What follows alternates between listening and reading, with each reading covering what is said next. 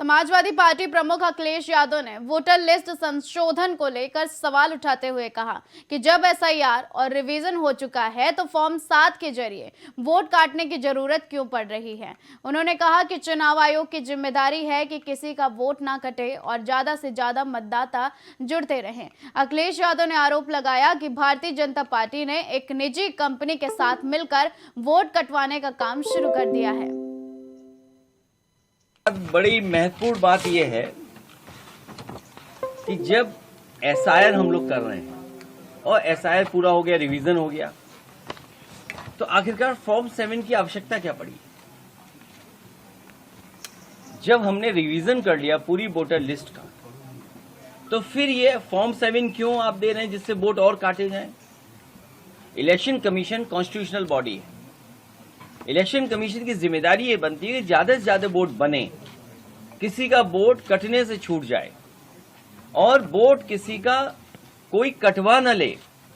लेकिन इधर देखिए आप, बीजेपी ने कोई बड़ी कंपनी हायर की है। इलेक्ट्रॉनिक जमाने में जो आजकल टेक्नोलॉजी है, बड़ी बड़ी कंपनियां हायर की जा रही हैं। बीजेपी ने कोई बड़ी कंपनी हायर की है इलेक्शन कमीशन से मिलकर के। वो कंपनी बीजेपी के इशारे पर वोट कटवा रही है।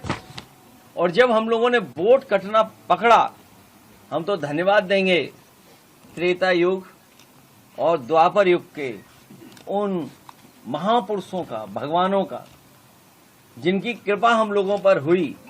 उसका परिणाम ये हुआ कि द्वापर और त्रेता में दशरथ और नंदलाल पकड़े गए।